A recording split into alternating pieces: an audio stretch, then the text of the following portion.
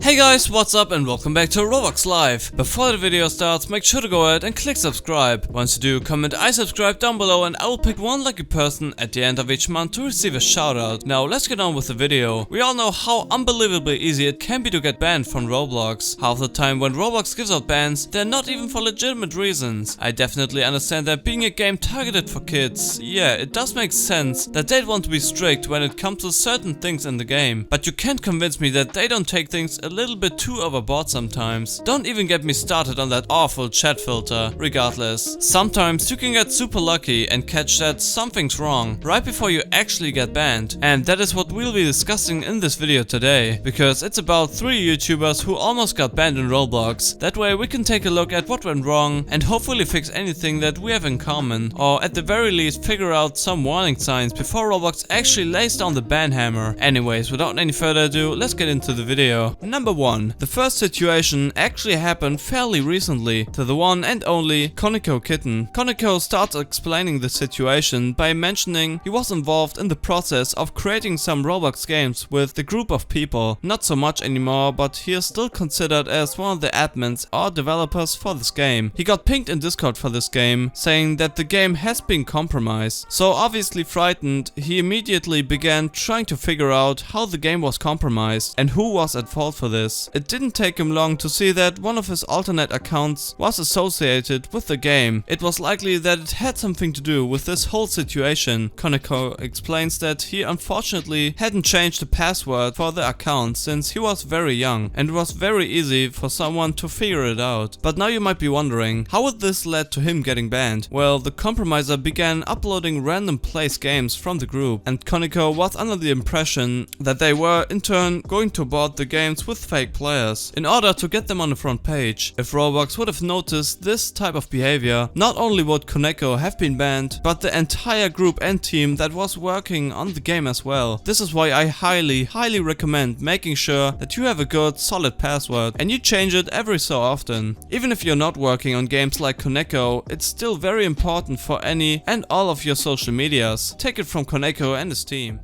Number 2. Our next almost ban happened to the one and only Twisted Pandora, but he almost didn't get his account banned in Roblox. He actually almost got banned from a brand new game called Desert Simulator. He was just playing the game, having a good old time, eating cake and making a video on it. And if you ask me, it really doesn't seem like he was doing anything wrong, or better say, out of the ordinary. I mean, it's just a simulator game. You basically sit there and grind, but whatever. Just as he was about to unlock the next level, which just so happened to be the croissant level, he got an error message on the screen that said he had been kicked from the game for being sus AF, which, if you don't know, basically means that his behavior on the game was suspicious, which obviously makes no sense. He clearly isn't hacking, as we can see in the video, yet a developer or administrator kicked him from the game.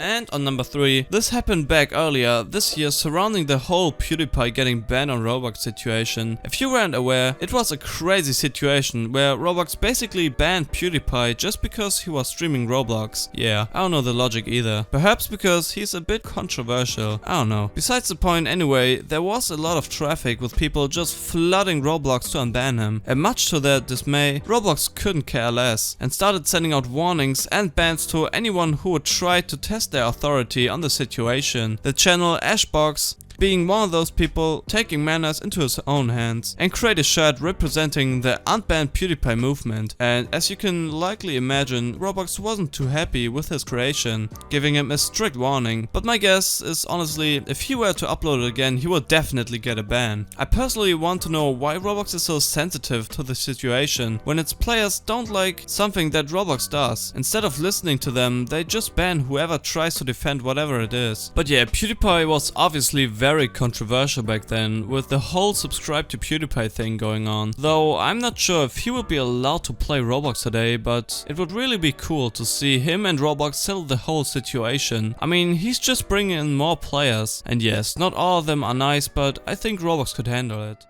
Alright guys, and that brings us to the end of our video. I hope you enjoyed it. Hit like if you did, and don't forget to subscribe to our channel so that you don't miss any of our future videos. Also be sure to watch the 2 videos that you are seeing on screen right now, because I'm sure you'll love them. Oh, and also don't forget the shoutout giveaway I mentioned in the beginning of the video. Again, just comment I subscribe down below and we'll enter you. And with that said, I'll see you in the next video.